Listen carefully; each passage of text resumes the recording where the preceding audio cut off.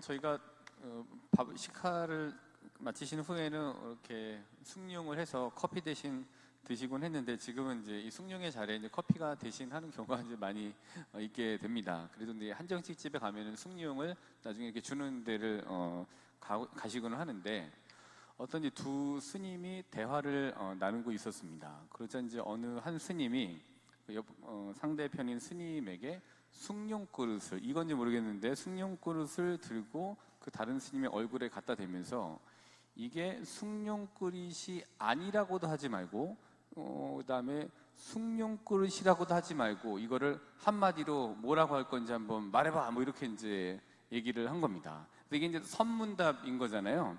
숭늉 그릇을 보고 숭늉 그릇이 아니라고 얘기하지 말고, 숭늉 그릇을 보고 숭늉 그릇이라고 하지도 말고, 뭐 이런 이제 선문답을 하게 됐습니다. 그랬더니 그거를 자기 얼굴에 대고 질문했던 반대편에 있던 그 분이 들었던 숭늉 그릇을 뺏어가지고 잡아가지고 이제 방문으로 가서 방문을 열고 마당에다가 이 숭늉 그릇을 던져갖고 깨뜨려 버리게 됩니다.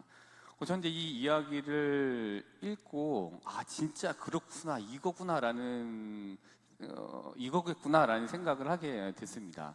첫 번째로는 이런 생각이 번뜩 들었는데, 그래, 숭늉 그릇이 깨져도 숭늉 그릇이 아니라고 얘기할 수도 없고, 그 깨졌으니까 온전한 숭늉 그릇이라고 얘기하기도 어렵겠구나, 이제 이 생각이 들었고, 두 번째로는 그렇게 이제 숭늉 그릇이라고 하지 말고 숭늉 그릇이라고도 해보고, 뭐 이런 이제 상황에서 숭늉 그릇에 매여져 있으면은 어떻게 해야 될지 모르는 것 같아요. 그러니까 아예 그럴 때는, 그런 판이라면은 아예 깨버리고 다시 숭늉 그릇이라는 걸 머리에서 지워버리는 게 좋겠구나. 그래서 우리가 어떤 일을 할 때도 그게 진행이 안 되거나 이게 도저히 뭐 길이 안 나면 그 판을 그냥 깨버리고 다시 판을 짜버리는 게 더 나을 수도 있겠구나라는 생각을 이 이야기를 이제 읽으면서 하게 됐습니다. 그래서 어떤 일이 있을 때는 그렇게 한번 해보자라는 생각을 해보게 됐는데요.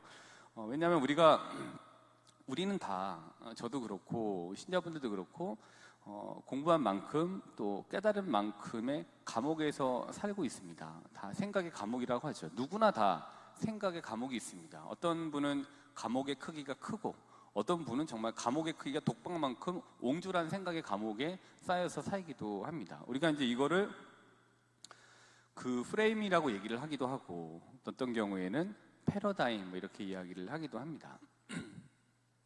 그래서 숭늉 그릇이라고 하는 프레임에 갇히면, 이걸 어떻게 해서 숭늉 그릇이라고 아니라고 하지? 이걸 어떻게 숭늉 그릇이라고 얘기를 하지? 뭐 이렇게 거기에 딱 갇혀버리게 되는 거죠. 그게 생각의 수갑과도 같은 거죠. 어디 하나에 딱 매여갖고 이것만 이제 가지고 누군가와 하려고 한다면은 생각의 수갑을 찬 채 생각의 감옥에서 다른 좀 확장할 수 있는 것들이 이제 어려워지게 만드는 것 같습니다.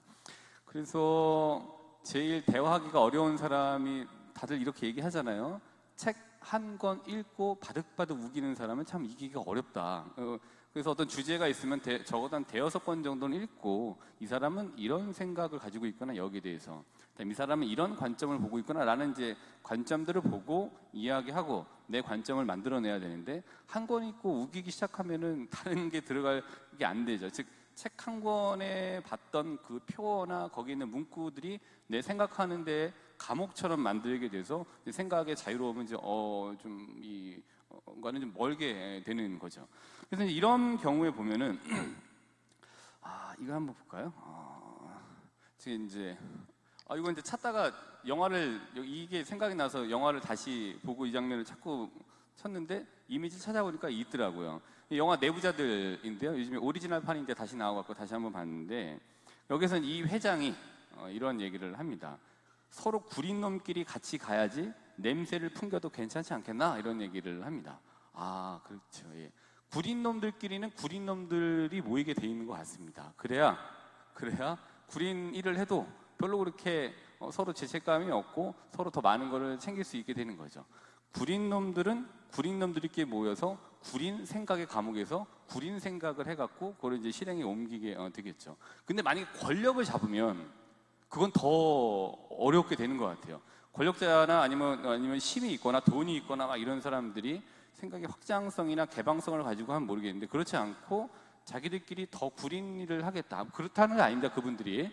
만약에 그랬다라면은 더 이제 더 견고한 구린 생각을 이제 하게 되는 것 같아요. 그거는 이제 우리가 지난번에도 말씀드렸습니다만 동정을 선호하게 되는 것 같습니다. 그래서 이런 사람은 이런 사람들끼리 모이는 거고, 저런 사람은 저런 사람들끼리 모이는데, 그 사람이 만나는 친구를 보면 그 사람이 어떤 사람인지 알 수 있게 되는 거죠. 왜? 동종끼리 선호하게 되니까 그런 거죠. 그러니까 남의 생각 안 하고 자기들끼리만 생각하는 사람은 그 사람들끼리 모이게 되어 있는 것 같아요.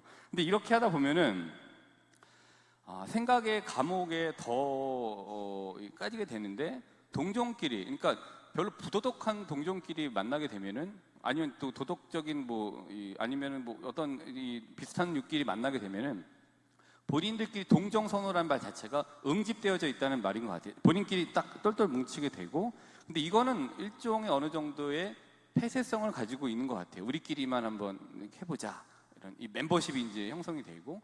근데 이제 이게 굉장히 이제 괜찮은 사람들끼리 모이게 되면은 우리 이렇게도 한번 생각해보고 저렇게도 한번 생각해보고 이렇게도 한번 시도해보고 저렇게도 한번 해보자라고 하는 사람들이 동정선호가 돼서 그 동종끼리 만나면은 조금 개방성을 가지고 감옥에 크게 커지게 되는 것 같아요.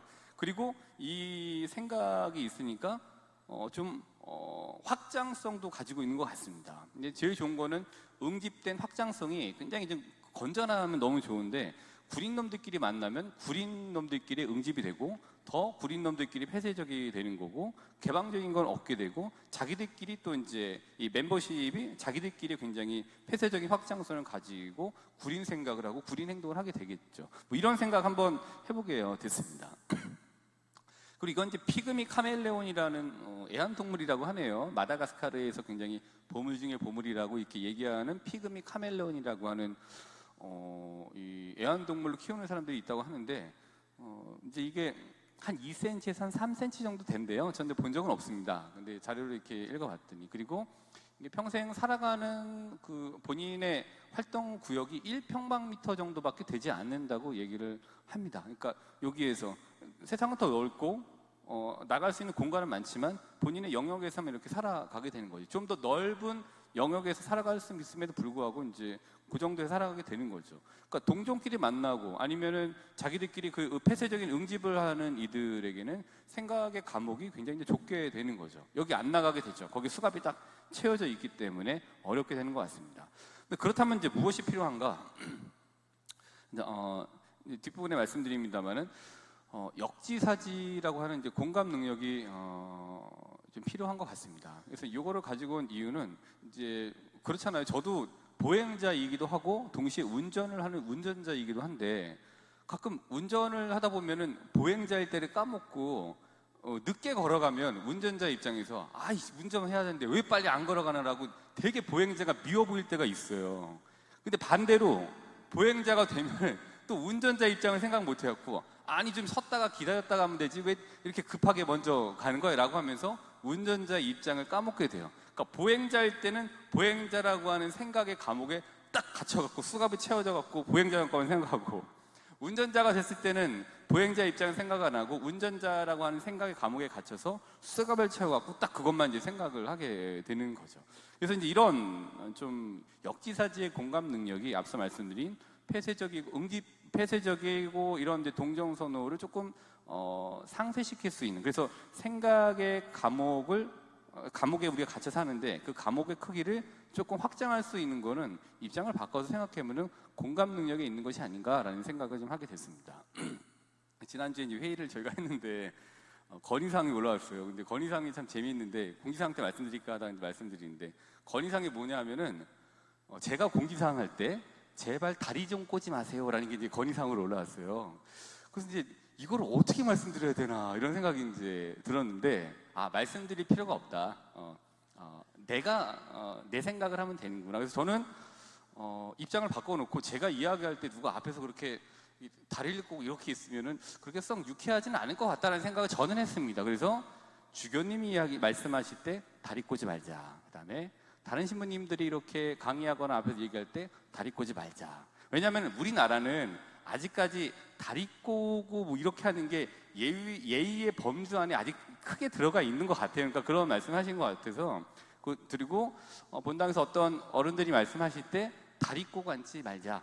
좀 더 정돈된 자세로 이렇게 해서 경청하고 듣고 이야기를 하자라고 하는 저는 제 개인적인 다짐을 하게 됐습니다. 그래서 신자분들한테는 말씀드리기가 굉장히 어려운 건데 나는 그렇게 안 하면 되는구나 라는 생각을 하게 됐습니다. 근데 입장을 한번 바꿔놓고 생각해 보면은 이렇게 하시는데 제가 얘기를 아니 말씀하시는데 제가 앞에서 다리를 꼭 굉장히 이렇게 척 하고 이렇게 있으면은 그렇게 유쾌하지는 않으실 수 있을 거 한번 바꿔놓고 생각을 해보면 그래서 저도 그럴 것 같기 때문에 대신 이 몸을 조금 더 정돈되게 사람들하고 이야기할 때는 경청하는 자세로 들어야 되겠구나라는 생각을 해보게 됐습니다.